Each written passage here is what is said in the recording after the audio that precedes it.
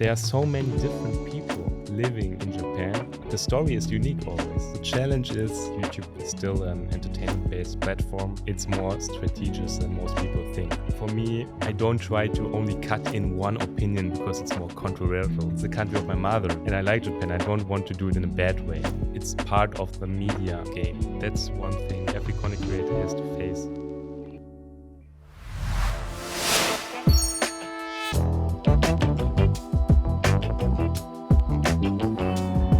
Welcome to Unpacking Japan. I'm Toby, and today we welcome another Toby. This is the first and maybe the only time this will happen on this podcast. Thank you so much for coming.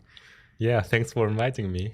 Yeah. You are known online as Mr. Nippon, content creator, making content about Japan for a German audience, and maybe something that we haven't seen so much or that we don't see too much of in Japan right now.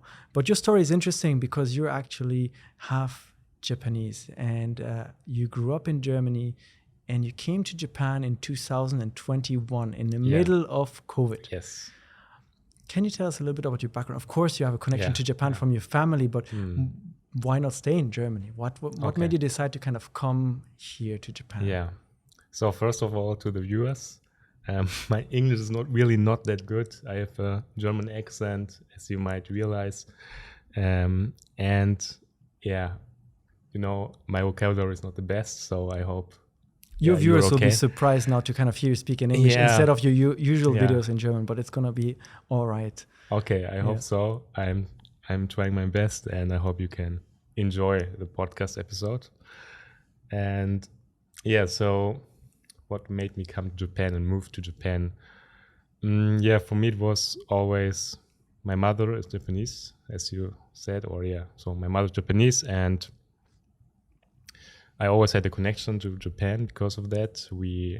As a child, I went to Japan like once in 2 years or every 2 years. So we visited our grandmother in Tochigi Prefecture, which is around 1 to 2 hours from Tokyo, I would say. And so I always had a connection to Japan. My mother really, for her it was important that my brother and me, we grew up with Japanese and with Japanese culture. So I could speak Japanese as a teenager. From a young age, she was teaching you at home and kind of doing home lessons for Japanese. And it's actually my mother language. And some people don't know that, but the first years I spent in Japan. I was born in Tokyo, and when I was 5 years old, we moved to Germany. And from that, I just grew up in Germany and did my high school there. And after that, I went to Japan for 1 year, something like a working holiday, I would say. Actually, I went to Fukuoka because for me, I wanted to learn Japanese better because I could I had just had basic Japanese skills. So I wanted to learn Japanese more. And in Germany, a lot of people they're having a gap year, right? After high school and before entering university. And I spent this year in Fukuoka, Japan, in Kyushu. And I really liked that. So for me, it was clear that if I have the opportunity during my university to spend a year in Japan as an exchange student, I definitely want to do that. And I just did that. And 2019 and the beginning of 2020, I spent a year as an exchange student in Tokyo at Waseda University. And again, I really fell in love with the country even more. And so I could imagine living in Japan, or really moving from Germany to Japan. So after my bachelor degree in Germany, I moved to Tokyo. Now you're a content creator, but I can imagine that maybe at the beginning it was not your plan to come here and make a living from making videos online, right? Yeah. Were you thinking about, you want to work here in this specific environment? Did you have a plan for coming to Japan? Yeah, definitely. So after my bachelor degree, I was thinking, what should I do the next years? So I had the opportunity to do a master, probably in Germany, And that was one opportunity. Another one was start working at a company. And the third option was I'm trying YouTube full time, because I already did YouTube for a couple of years and it was a hobby and I had a little bit of income of YouTube. So yeah, that was the third option, like trying YouTube full time and really dedicate myself to become a full-time YouTuber. And because I did Japan content about Japan in German, it's the best to be in Japan, of course.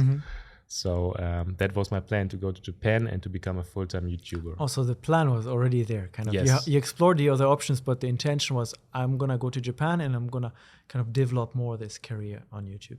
Yeah, for sure. It just felt right. It's just my passion, doing YouTube videos, and I had the opportunity. And yeah, I would have regret not doing it, I think so. Yeah. I want to come back to your career on this, but one thing I'm curious about is you grew up in Germany and your mother is Japanese, so she was teaching you Japanese culture, values, language.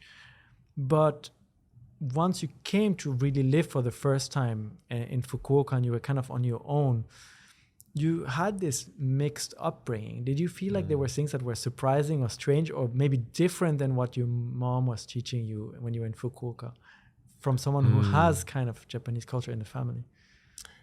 Yeah, definitely. There were some points, because it was the first time to live in Japan, actually, and to get to know the Japanese society and culture, because of course my mother taught me about Japan and we went to Japan to visit our relatives here, but it's still a whole nother level to really live here and to be an adult and live here and experience it through other eyes. And one thing was, I joined something like a circle, like a music circle in Fukuoka. There were only Japanese people. I was the only foreigner. And what surprised me was, even though they were all friends, they spoke. So one girl spoke to another friend who was only like 1 year older, in the keigo, in the Japanese, polite language, respectful language. Yeah, and they were good friends, but only like 1 year and difference. But even then, they used that form of speaking. So that's what I didn't knew from Germany. So that was one moment that really like surprised me. Wow, that's something I couldn't imagine at that time, and that surprised me. And yeah, that was one thing that comes straight out of my mind right now. Yeah. Growing up with this kind of multicultural household, did you ever feel, maybe this is a personal question, but you identify as Japanese or you identify as German, or was it always like, oh, I'm mixed of both? The reason I'm asking is, so in my case, my parents are both German, but I was born and raised in France. So in France, I was always the German kid at school. Okay. But then when I go visit my family in Germany, for the rest of my family, we were always the French, right? Coming from France for Christmas holidays and so on. Yeah. And so it kind of, which one am I, right? Am I both or not? Legally, I just have a German passport. Yeah. But did you ever kind of wonder, with this multicultural upbringing, if you feel more one than the other? Yeah, it's always a topic, I think, for a mixed person or for a half Japanese or half Japan person. That's one. Yeah, it's always a topic, I think. At first, when I grew up in Germany, I didn't feel like an outsider.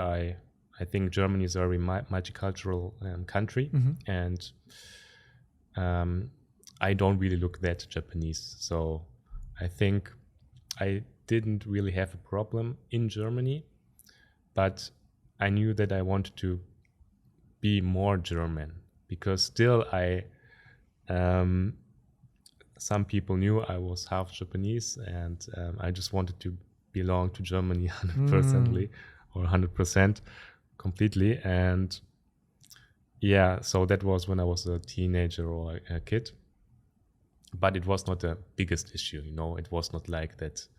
They, Just a kind of feeling at the back of yeah, your mind a little yeah, bit, kind yeah. of. Oh. But I belonged to the German society, or they, most of the people didn't think I'm Japanese or something like that. So yeah, as a teenager, or as a kid, I tried to be more German because I didn't want to be that exotic.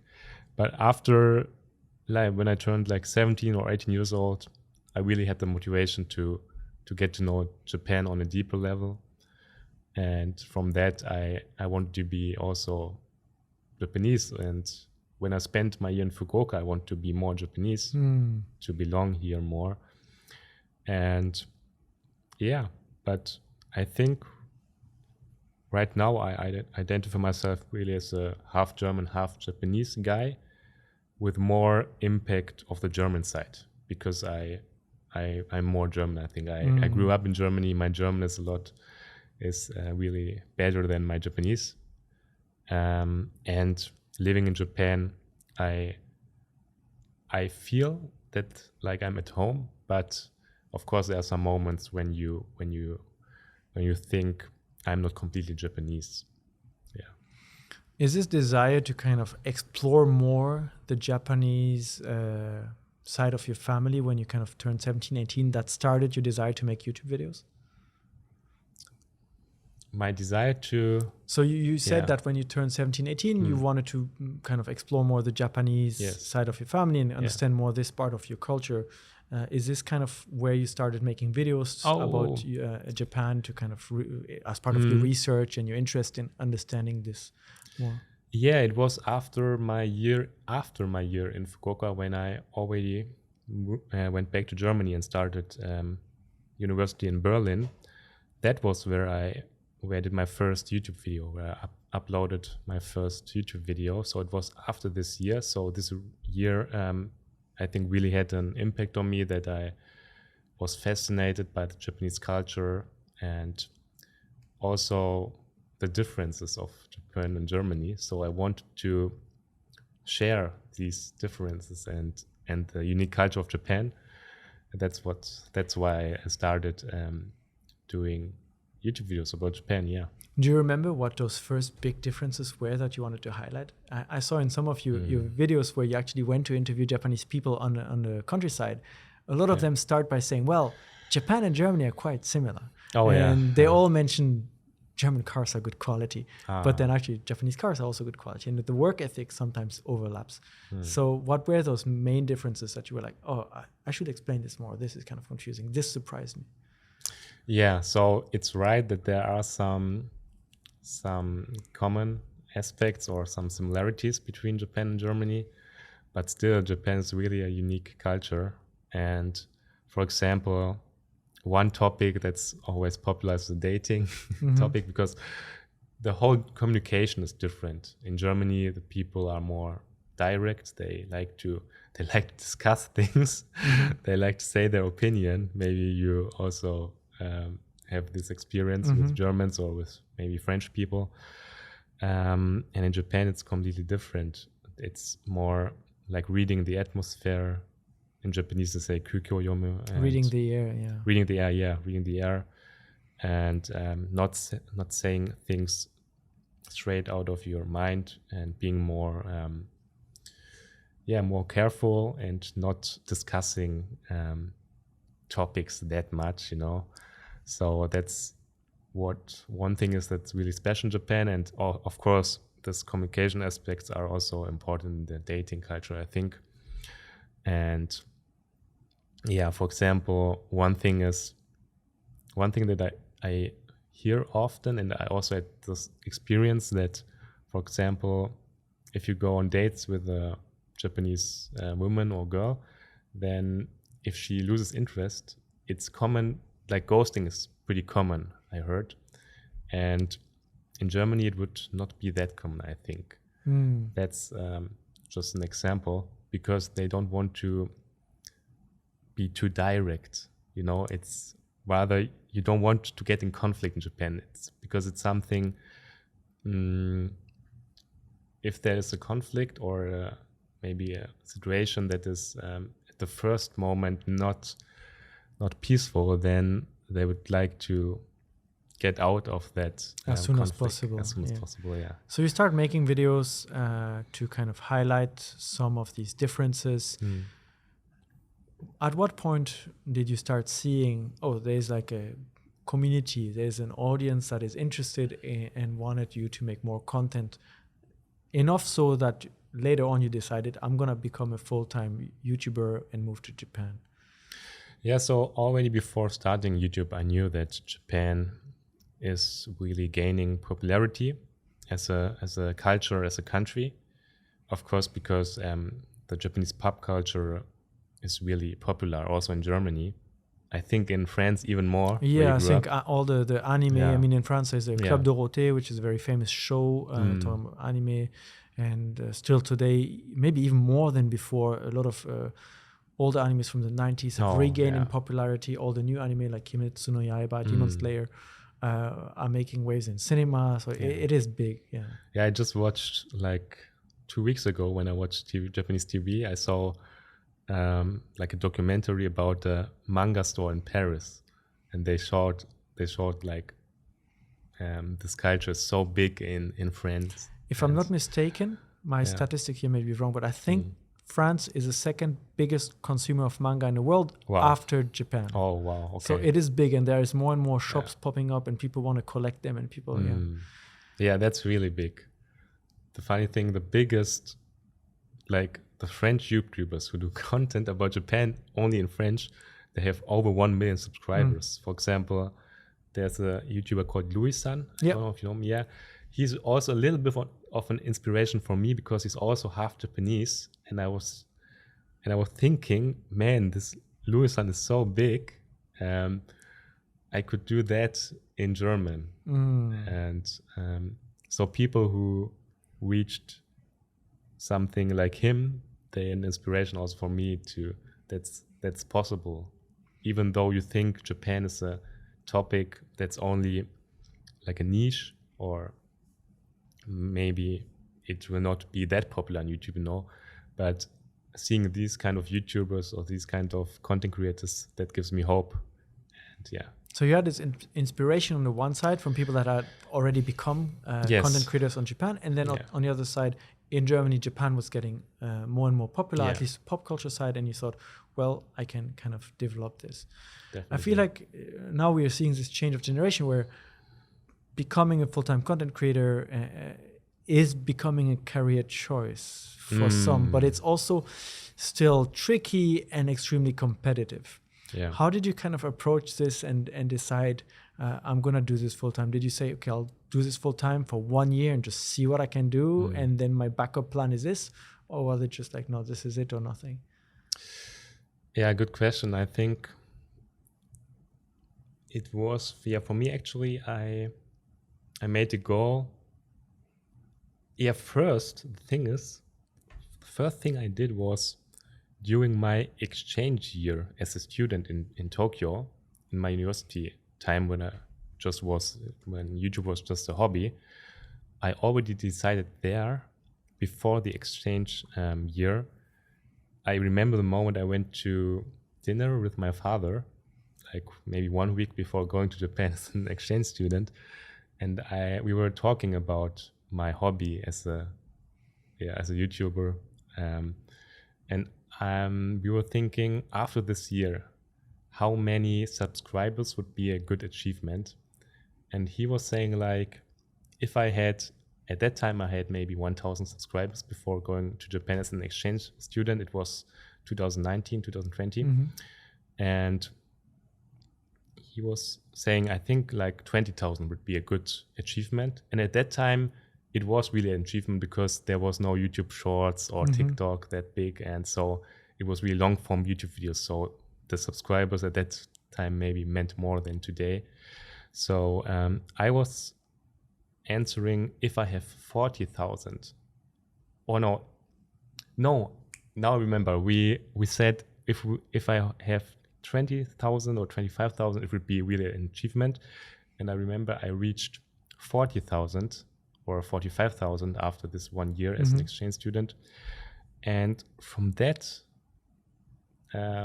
timing on, I was thinking I should take it more seriously, because I had a plan to make 20,000, 25,000 in 1 year, and I achieved that. And so I was thinking, yeah, so there's a lot of is possible. So from that timing on, I think in my heart I was seeing myself as a YouTuber, as a full-time YouTuber.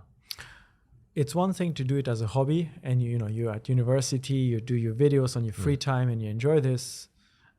And it's another thing to do it professionally, where you actually start having to make an income. You have to make videos that reach an audience, because as a YouTuber, I imagine the majority of your income comes from working with brands, ads that are displayed on your videos. Yeah.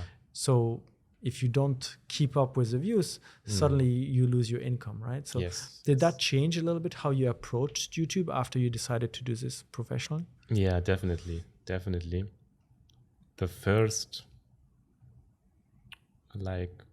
month when I really decided to become full-time YouTuber and moved to Tokyo, for me it was like, am I really gonna make it? Because at that time the income was not really enough to make a living out of that.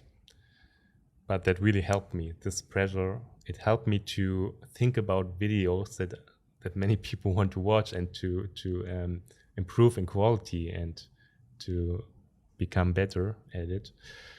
And yeah, it completely changed the way I'm thinking about video ideas. And still today it changes. Like, I learn so much, and I try to make videos that I have a better estimation of how many views it will get. Yeah. So how do you come up with those ideas? What is your process to decide, I'm going to make a video about this instead of that topic? Because there's so many things to do, right? But you cannot do them all at once. How do you select the things you're going to decide to spend time on? So I think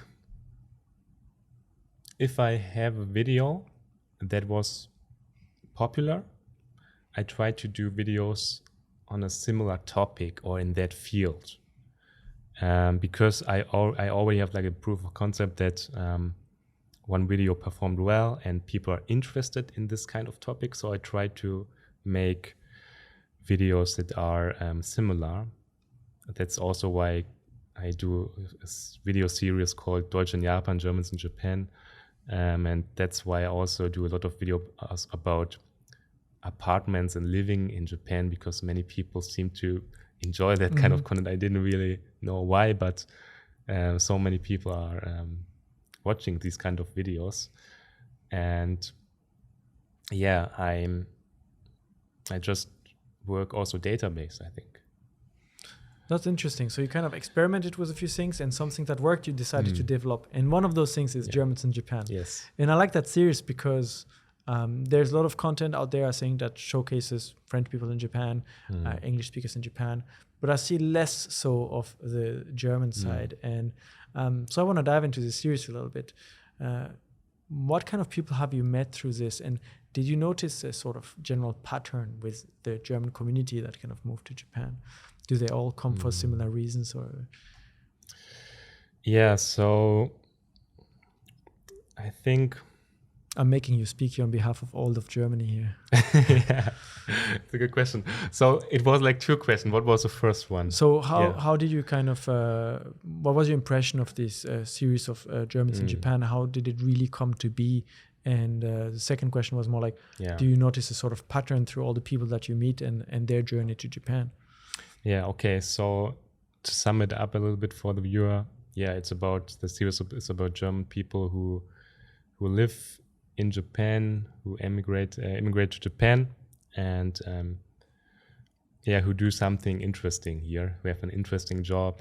And I just spent mostly a day with them, and I want to show what they're doing in Japan, and showing how they came to Japan, just to tell their stories, being a German in Japan. And it happened actually. First, I just did videos about different topics in Japan, and I just started doing like sometimes videos about Germans who live in Japan.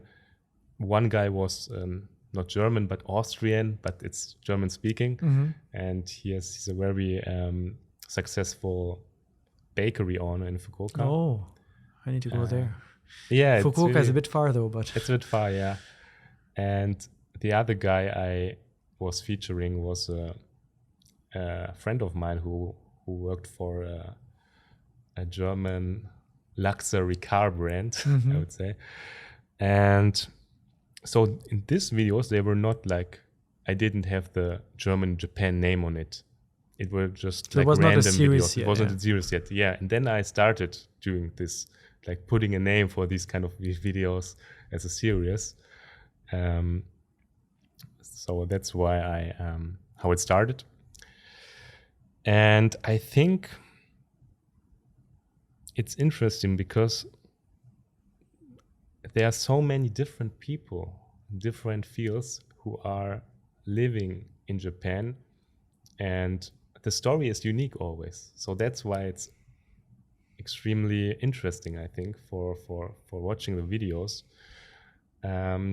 So I think because it's unique, every story is unique, and that's why I also enjoy making these videos. it's kind of gets boring. Like the podcast here, right? Every story of the people that come like you today is unique to that person, and in your case, it's mostly people from Germany or German-speaking countries. Yeah, there were so many different stories. I had one guy who has an own bakery in Tokyo, and he grew up in DDR in Eastern Germany, and he got the opportunity to work in Japan because he was seeing something like PR for like a Japanese big supermarket company was looking for professional bakers in Germany, and he was not satisfied with the situation in Germany, and so he just tried it. So that's a very unique story. Or another person just came to Japan as a part of a world travel, and during that travel he got to know his Japanese wife, and they are doing now something like not Airbnb, like a guest house together on a little island in Shikoku.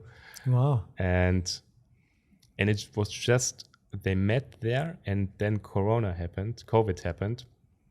So he could stay in Japan, or like he worked for the guest house owner, and the guest house owner is now his wife, and they just dated like 1 week, and then they became couple, and now he's living on a little island and is having a child. I'll have to go watch that video. It's quite a crazy story. Yeah, it's a crazy story. So you actually, all these people have unique stories, and there's no like clear pattern between, they all come for similar reasons.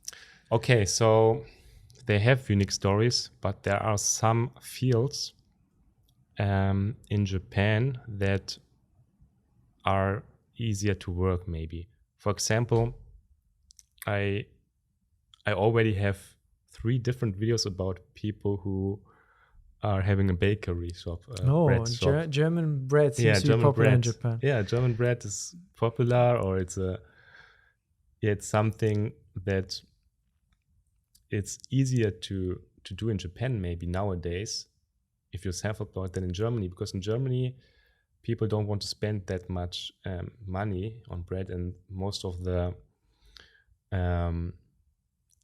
they produce it more industrially or mass oriented, and not, if you are a self-employed bakery owner, I think it's harder to be successful in Germany nowadays. But in Japan it's exotic, German bread, and you can be more free on what you're doing.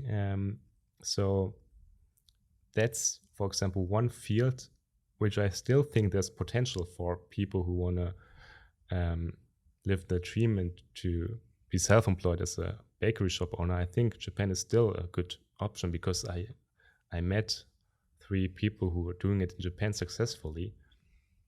And yeah, so there are some businesses who are maybe attractive. Some specific fields. Yeah, specific fields. Yeah. Interviewing all these people, the German immigrants or German-speaking immigrants, is one of the things you're able to do because of your background, but you're also able to kind of explore the Japanese side, right?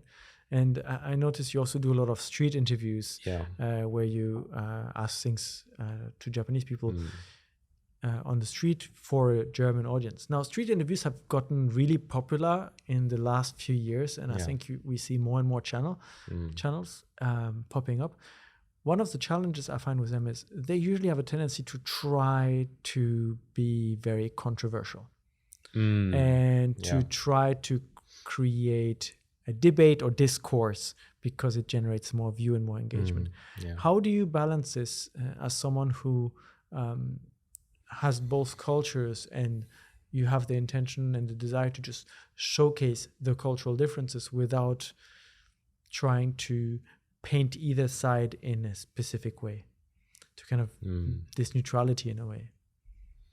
Yeah, that's a good question, actually. I think, of course, for the viewer, it's important to have like an interesting headline. It's important in YouTube, the headline should be interesting. So I try to make interesting headlines, but not too controversial. And so for me, it's important. Of course, these interviews often get criticized because they are not really representative. It's not really like science-based. It's not science-based. It's not a survey of 10,000 people. It's 10 people that you ask something on the street. But that's the interesting part, right? It's a spontaneous question, spontaneous answer, but at the same time, a lot of people have a tendency to generalize from that, especially things related to dating, for example. Yeah, so what I do is I don't try to only, for example, if I interview some like 10 people, for me, I don't try to only cut in one opinion because it's more controversial then, I try to edit it that way that really the things that the people said on both sides were telling about that topic. And of course, there are some topics which which the Japanese have more one opinion on it. And then it's fine. But for me, I really try to have not a too controversial approach on the results of these kind of interviews. But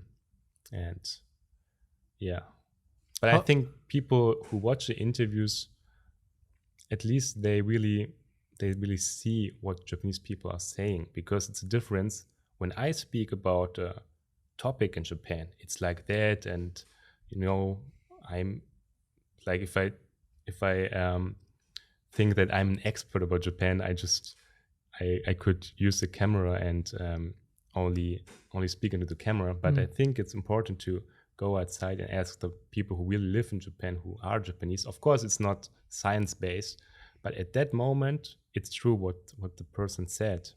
And so I think of interviews, you have to watch it. You shouldn't be too... it's not really everything like in the interviews, but still the moment in the interview was real. And I think there's a good reason why your interviews are on YouTube. Yeah. When you do this professionally now, making content, making videos, sharing information about Japan and sharing those perspectives. In the field of now content creation, where there are many YouTubers, a lot of content produced every day. Yeah. Do you feel like there is a certain responsibility with the content creators in how they structure and share information? So if I compare with in the past, when everything was, let's say, just TV, there was a producer behind, there was a company, there was a ZDF in Germany or something, they would have clear guidelines. They would have people fact-checking information. And now basically everyone can say whatever they want. And you gave a good example of it. You could just be you in front of the camera claiming to be a Japan expert and just saying whatever you want. And some people may believe it. Do you feel like there's a certain responsibility of you to do good research and share the information or kind of frame it in a way that is, I don't know what the right word is, like fair or kind of, or do you think this is like completely different and the YouTuber or content creators can do whatever they want because it's just entertainment, basically? I put you on the spot there. That's a very deep question. That's a deep question. That's a really deep question. I think it also depends, of course, like you said, on maybe if it's more entertainment-based videos, or it depends also on the genre of YouTube. But for me, and I'm not doing a good job all the time, I think, and I think not everything I'm doing is 100% perfect, probably, but I try to be responsible because I'm showing the Japanese culture, and it's the country of my mother. So I like Japan. I don't want to do it in a bad way. So for me, it's important that I share good information about Japan. Not only good, also it can be also bad information, but to be responsible of what I'm sharing. But still, of course, not the YouTuber is not a journalist. YouTube is still an entertainment-based platform, and it's part of the media game, and the media game works with attention as well. So I think my approach is I gain attention through interesting topics or thumbnails, but the content itself, I try to be responsible. For example, I often, if I do an street interview now, I always have like a disclaimer at the beginning or at the end, where I just briefly I explain that, of course, it's not 100% representative. It's one perspective on the topic. And so I think I try to have a good balance, but that's really one thing that's every content creator has to face this balance. It's difficult. You've been doing this now professionally for 3 years here in Japan, so you're kind of well established now. What have been some of the biggest challenges to kind of become or develop yourself as a professional YouTuber here in Japan? And it could be things like just growing the channel, but also I'm curious of the framework of business, right? Because you're making an income from this. So how do you register your company? How does it work for you to be a professional YouTuber in Japan? And what were some of the big challenges about this? Okay, so for me, the biggest thing why I could start or to be a full-time YouTuber in Japan is basically because as I have Japanese, I have a Japanese passport. So in the middle of COVID, I was allowed to enter the country and to start my own little business here. Kojin Jigyo Nushi. It's like a self-employed business kind of. Yeah.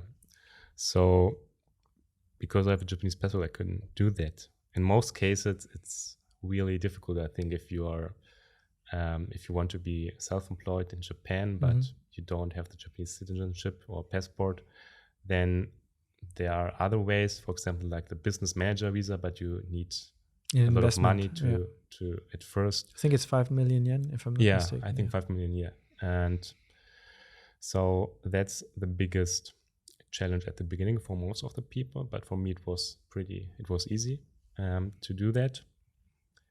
And so do you ever get like interesting questions? Because let's say you go to the tax office or you go to the city hall and you register your business and they ask you, oh, what do you do? And maybe they expect an answer like, well, I sell Japanese tea to Germany. And no, your answer is like, well, I make videos on YouTube, because it's kind of something new, right? As a business structure and as a source of revenue. And they might be like, oh, what is this? What do you do? We've had cases in the past on the podcast with entrepreneurs starting like companies, and the industry was something that was not really existent or not really developed here, and there was a lot of back and forth to get it registered properly, because they just didn't understand what does a company do and what does a company produce.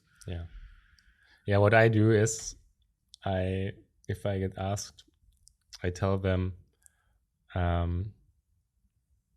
I do like marketing videos, or I'm working in the field of marketing in social media. And I don't tell them directly I'm a YouTuber. Also, for example, when I just moved in Tokyo to a new apartment, and it's not the first thing I say that I do YouTube videos. I'm telling them that I'm self-employed in the field of marketing, and I produce videos for companies, which is right, because That's I really correct, do that. That's one way of income in YouTube, doing videos for sponsors. So I do it that way because I think it feels more serious, because I don't want to be, for example, if they don't believe me, or if it's a business that they think it's not serious or which is not established that much, I think YouTube isn't still something that's not as established 100%. Still very new as a kind of career choice, and as something that people can do full time. Yeah, so that's why I'm doing it that way. And because they really want to know, do you make decent money if you move here as a self-employed person? They really ask what you do and how much your income. That's why I present myself the best way I can, and to tell it that way. Do you feel that now, after doing this for 3 years, having been able to establish yourself as a company and driving revenue from your videos, you are kind of like it's stable, or is it a constant search for development and you constantly need to look for something new? Because like for them, I'm employed at a company, I have a contract, and I come to work every morning. But as a self-employed freelancer, it's more like you have to run constantly to find new opportunities, to find new things. Yeah, I think it's still, you always have to, or in my case, I always think that it can, I can lose the success, or maybe people don't want to watch my videos. That's one thing I'm always kind of thinking of. But I think the last years gave me also confidence, especially this year and last year. It was a big step, I think, compared to the years before. Also revenue, money-wise, because what I did is also working with the management now. So I don't have to think about the whole sponsors, like the whole emails with sponsors. And I have people who help me, and which is important to gain more revenue. And that's one thing that gives me more like kind of security, that I know in the next month I already have these kind of sponsorship deals. That was different before. I gained most of my money in my first year as a full-time YouTuber only from ad revenue, and that was like a really different situation. And so the last years gave me confidence, but I always try to think about what could be in the future, and if YouTube will not be that successful anymore, what I can do. I want to talk about one other YouTube project that you have, which is not only YouTube, but you also have a podcast. 2.5 Gaijin. Yes. That you do with some German friends in Tokyo. Tell me about the podcast. What is it about? What do you do there? Yeah, so in the podcast we have solo episodes and we also have episodes with guests. So mainly the podcast is about 3 Germans. Okay, I'm half German, half Japanese. That's why it's called 2.5 Gaijin, because I'm the half German, half Japanese guy. But it's about like 3 Germans who live in Tokyo and who want to deep dive more into the Japanese society and speak about topics that maybe people think is interesting or that we want to share about Japan, about life in Japan. And we just discuss the topics together, speak about the topics, how is life in Japan. And yeah, the good thing about the podcast is you can really speak a lot about a topic. In the videos, I always have the pressure because of watch time that I cannot speak too much about this one topic because the people don't think it's interesting and they want to watch another YouTube video on their For You page, you know. Yeah, so you have to script it. You have to make the, okay, I have to speak for 10 seconds about this, 20 seconds about that. But the podcast is more like open conversation. Yes. So everything you cannot do in your videos goes into the podcast in a way. You kind of expand upon each of those videos. Yeah, like your podcast, we don't really edit it, like in 99% of the cases. So it's what you see is what was recorded. Yes, exactly. And yeah, we have some guests. The guests are people who also have connection to Japan, other Germans who live in Japan and who are doing something interesting, or people, other influencers who live in Germany but often come to Japan. The good thing is some guests in the podcast I also have for my German Japan series. You know, it's a good so it's a good networking opportunity. And yeah, but I just really enjoyed doing the podcast, and yeah, it's nice to be a guest now. Yeah, it's quite different, right? To be the one to answer the questions than to want to ask the questions. Yeah. So you make a lot of content. You've been doing it for a while. What are the things that you want to do now, looking ahead? I think 3 years is a good time for you to really establish yourself, and you have built a community, which I've seen. They're very lovely people. I think most of the comments you get are very positive and very kind, which I'm not surprised about, but I'm surprised about in the context of YouTube, where there's a tendency to want to criticize and pick on people. But you have this community. What do you want to do for them? Do you have a plan for the next, let's say, year or 3 years? You'd like to do these kind of videos or do these kind of things? Yeah, so I still want to work more on the German and Japan series, because I think there are so many more German people in Japan who have really interesting stories, and I really get the so positive feedback about this German and Japan videos. People really like these kind of videos because they can identify more. Because it's German, it's something they can identify more. You know, it's also a German who lives in Japan. If I only do a video, for example, about a Japanese ramen chef, it's maybe too far away from the everyday life in Germany. But if it's a German person who lives in Japan, it seems more that could be me. That could be me, kind of, right? The ramen chef, it's interesting, or this is what a ramen chef does. But the Germans in Japan, for people that are interested in moving to Japan, or that are already maybe living here and want to know what other Germans are doing, it's like, that could be me, or I could meet this person. Yeah. And I think, and the reason why I want to continue it, of course, the people like to watch it, but I also really enjoy the process of interviewing these people to get to know their unique stories. And it's the videos I really enjoy the most producing right now. So that's a thing I want to continue for the next years. I want to continue, and I want to get more professional in these videos. And another thing is I also spoke about it before, but I think the whole apartment, real estate, or living in Japan, Japanese apartments, Japanese houses, this topic is also very interesting. And then still not many German people who do content about that, or like tiny houses. I don't know if you know Tokyo Lens. He's coming. Hopefully, I really? said this on podcast Okay. now. Norm, if you listen to this, Yeah. you have to make your appearance.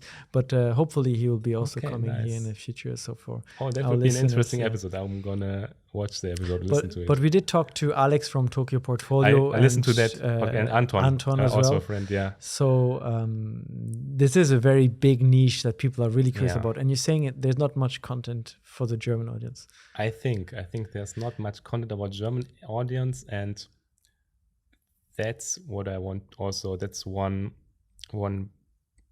niche about Japan videos that is still very interesting, and you can do a lot about that. And yeah. Why do you think that these niches or these topics or have been so big in English and the French community as well, maybe Spanish, but not so much Germany, which has strong connections with Japan, and there's a very big community of Japanese people in Düsseldorf, for example. How come there's so much fewer content creators on this topic? Yeah, you're really asking good questions. Really. Yeah. I think because YouTube is still pretty new, and first it was more like if there is content to one topic, it was okay that it's for a German person, it was okay that it's in English. But the older YouTube gets, or the more developed everything gets, it will be more specific, I think. For example, if you go to a coffee shop, you can like custom more. That is more attractive now. You can custom your coffee more. You want to have oat milk and this amount of milk, and YouTube is the same now. 5 years ago or 10 years ago, it was okay, only like coffee and I'm happy. And now you can customize it more. You have a coffee and you can add oat milk or soy milk. And so coffee here are the content creators anyway, right? The content you visualize, the content, right? yeah. So now you can have it in the content you want about this niche, about that topic, but in German. So that's what I try. Yeah. Interesting. So it's niching down a lot, and that's why you probably see a lot more smaller channels that are doing content specifically focused. But for you, that's a great opportunity to explore and make more videos. Do you have a list already of all the Germans in Japan that you want to kind of interview for the next year? I have a big list, but the challenge is to get in contact with the people. And I know we have the same challenge. Luckily, we were able to get in contact with you through a mutual acquaintance. Thank you, Anton, if you're watching this. Thank you.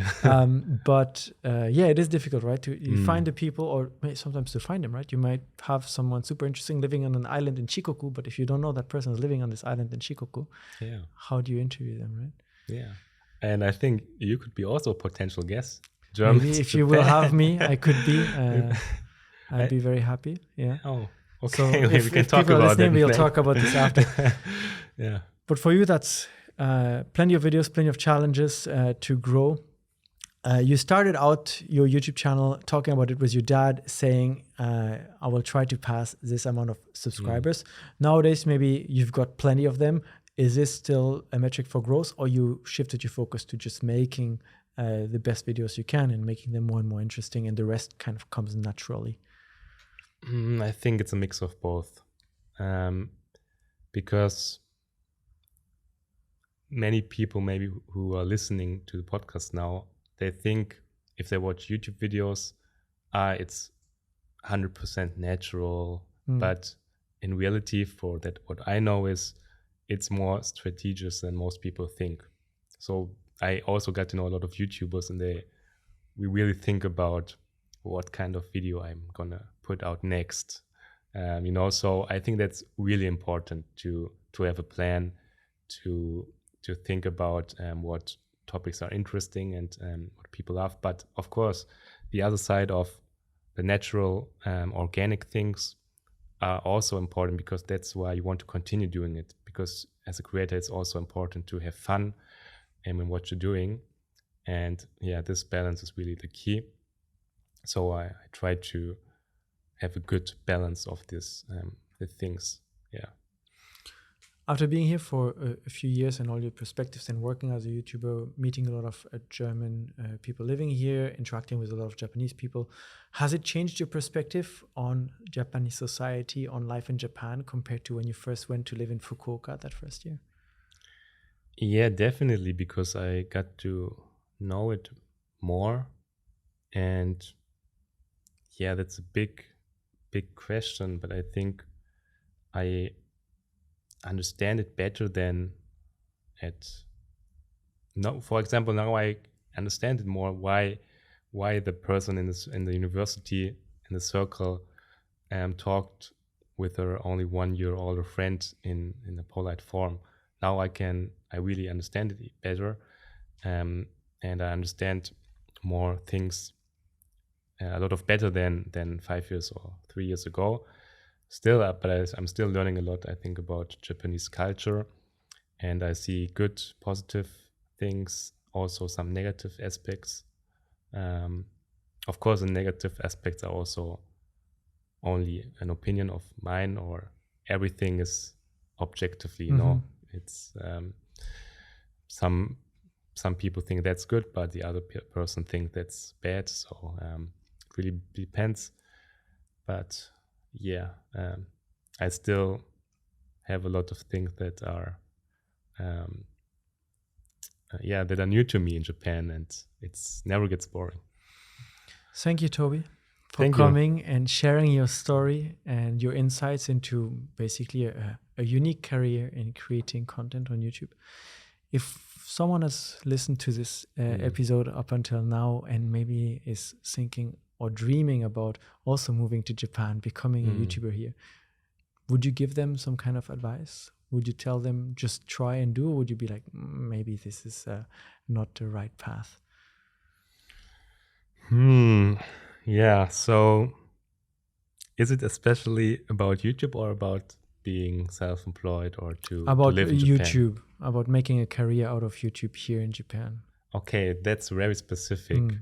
And to be honest, for the most people, or for most people, would be really difficult because I'm half Japanese. I could do it with a Japanese passport. I could just start the YouTube business here. So I can, as an advice maybe for another half Japanese person, or Japanese guy who grew up in Germany and who wants to do videos about Japan, then if you really love YouTube, if you really have the full passion of YouTube, and if it's the only thing you want to do, then you should do it, because that's important and you also have the opportunity. But if you're from Germany, only having a German passport, I think that's hard, because of course if you have the business manager visa or something like that, so the legal aspect is really the big challenge for anyone considering a kind of career in as a content creator on YouTube. Yeah, I think that's one thing. And you shouldn't forget, I started, my first video was 2017, and I moved here, becoming a full-time YouTuber 2021, at the end of 2021, because the first month here in Japan, I was still not making enough. So, becoming like a YouTuber, it's a whole process, I think. It's a dream for many, but it's becoming more complex than people think. And so your advice will be basically plan for this and don't do it spontaneously. Don't expect it to happen overnight. Yeah, don't expect to have an overnight is a good way to put it. If you generally, if it's Japan or not, also in Germany, becoming a YouTuber, I think you also, I like to believe in dreams, but you also have to be realistic. If it's a realistic dream, for me, it was realistic because I already had the feeling, or the community, when I tried to become a full-time YouTuber, and I was still young. I went here with 23, and even if I would fail in this year, I was still able to do a master or no, it would be not. It's n- not the all end or of the nothing, world. right? Okay. Yeah, so it's very specific. You have to think about your specific situation. And for example, if I have a family now, I would not say I want to be a full-time YouTuber because I have the responsibility of other people, and then it's more egoistic. But at my age, at that point, I think it was okay to be egoistic. And so it's a very specific question, and you have to think of your situation. I think it's a good answer in a way that it's a question probably many people ask and a dream many people have, and there's no simple answer to like, oh yeah, you should do it, or no, you shouldn't. Yeah. It's kind of depending on your situation. Definitely. And for everyone who is still dreaming about this, probably should do more research, think about it, and plan for it long term. Yeah. But for today, thank you so much. Thank you Toby, for having me. We will make sure that everyone can find your content as well. Maybe learn some German before they head over. Yeah. And hopefully they enjoyed this episode. I certainly enjoyed meeting you. Yeah, me too. Thank you everyone for listening and watching. This was Unpacking Japan, and we'll be back again next week. Bye. Bye.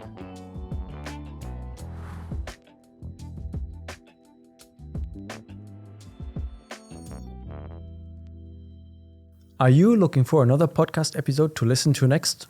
If you like the one you just listened to, I'm sure you'll also enjoy the one that I've selected and linked in the description down below. Go check it out.